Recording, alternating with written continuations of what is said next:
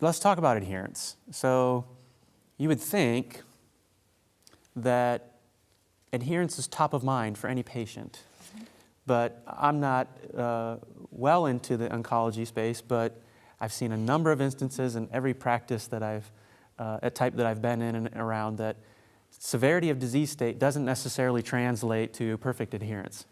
And so what I hear in this space is not only do you have a dynamic care plan, a dynamic regimen that's requiring feedback and adjustments based on constant contact with the practice, but also that you're relying much more on the patient to follow this dynamic care plan. So I would imagine that this practice change that you've talked about over the last 10 to 15 years to oral oncolytics, good for patient, better options, better treatment, better outcomes, better quality of life, but you've had to add some medication use supports, adherence types of reinforcements to the practice. What does that look like in your practice? First, we definitely have our education class where we educate the patient. We also do follow-up calls to our patient for day 8 once they start. And depending on, we do a risk assessment of the patient and the treatment. And depending on the risk assessment of the individual patient as well as the treatment, we will decide if we need more follow-up calls or actually bringing the patient in for more nursing assessment. And again, depending on treatment, depending on patient, do they need to come in more frequently for labs than whether it be depending on the medication and the treatment. So we were talking about venetoclax, that's a whole different treatment dynamic there versus, onabrutinib. You may see them every 2 weeks at the beginning and then once a month, whereas venetoclax you're going to see more frequently at the beginning with all the labs and hydration. So we have built our regimens off of that in our patients. So interestingly then, unfortunately, the conventional thinking in the broader healthcare system in public, when you say precision medicine, they automatically think drug product.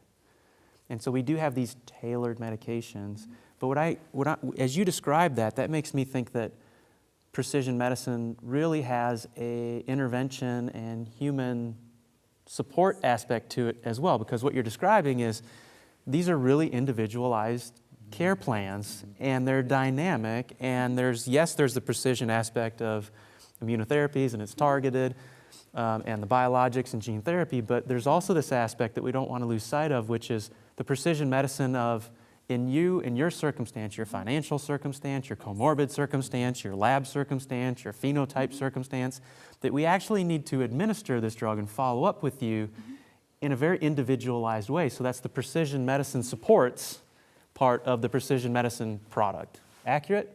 Is that Mayo's view of things too? Absolutely. So, and it's actually very important in CLL, because when you think about CLL being a disease of the elderly, 40% of patients are over 75, 30% of patients are over 80 in the diagnosis.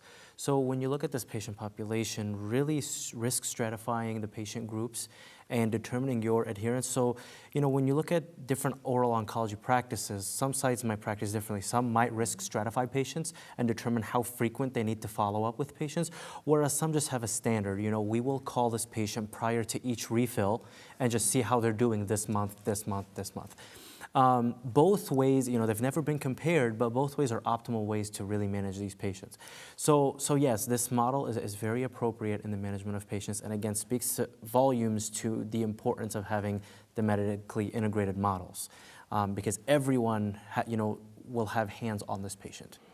Yeah, the comments that my two experts shared speaks squarely on the ANCODA quality standards and the sharing of best practices, where one size doesn't fit all, whether you're talking about a particular product and patients. And both provided great examples of where practices back when orals were just coming out were thinking, well, a weekly call or one call was good enough. And then you find out that once you get experience with the compound, you realize that maybe that's not good enough, and we share best practices across our network on how to best take care of our patients. And so those are some great examples. So what are some specific interventions that you say? The differential diagnosis on support and adherence needs.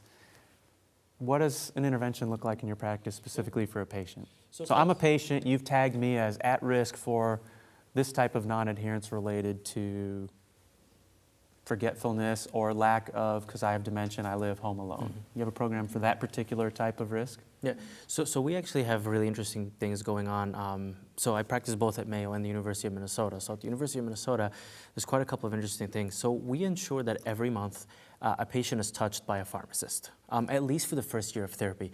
During cycle 1 or cycle 2, as Christina had said, we call them on day 8 or a week into therapy and really follow them closely and then go on a monthly basis if they're doing okay. We help coordinate their labs. So we have a flow sheet that we document. You know, in that flow sheet, we're able to document the start of a cycle, when the next cycle would be due, the number of missed doses, the side effects that were reported by the patient, what type of interventions were taken to address these side effects. So, you know, whether it was an easy intervention such as a pharmacist prescribing some Zofran on behalf of the provider, or the patient required to talk to a mid-level or a provider themselves to address something. We're also trialing, we're actually the University of Minnesota is one of the first cancer clinics that's trying a technology called Proteus. Several people may be familiar with Proteus outside the oncology space. They have over 1 million administrations outside where they're able to encapsulate a pill, and this patients are able to take this medication. Also, patients will have a patch. So the pill, that encapsulated pill and the patch are able to communicate to a smart device. So oftentimes they're smartphones or an iPad, and this is transmitted to a portal. So on this portal, the pharmacists are able to access this information, and they're able to see, oh, my patient who was supposed to take 1 pill versus 3 pills, oh, they only took, you know, they didn't take the dose today, or they took 2 instead of 3. They're supposed to take the medication twice daily, but they only took it once. They missed this dose. Or this patient is frequently taking their medication 3 hours early, and we're noticing more hand and foot syndrome, for example, as with Zolota.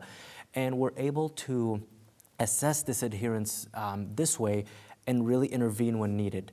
So it's you know, this is very early stages of, and this is again first time in oncology that we're trialing such adherence parameters or adherence monitoring, but it's exciting. And you know, Yeah, I mean, this sounds to me like a medication adherence EKG concept, right? So I can read the EKG and say, now I know what's going on, and we can really tweak. So Mike, these are all great services that any policy person would look at this and say, well, this is great. How do we finance these activities? Yeah, that's a great question, financing activities. I was going to build on the adherence question on, you know, what are some of the things that we have in place to help out with adherence? And we know, based on studies, one of the reasons for non-adherence, one of the major reasons for non-adherence is the financial impact to the patient and whether or not they can afford it. And we know as co-pays go up or out-of-pocket expenses go up, adherence goes way down. And you know, having a system and being medically integrated and having a commitment to uncovering all the resources, whether you're a commercial patient and you have copay cards that are available, or whether or not you're a Medicare patient and you look for foundation support, whether it's through the National Foundation Alliances or through advocacy organizations, or some of our own practices have foundations set up to help out patients with copay assistance. So I've got manufacturers that might provide programs for those that would be eligible.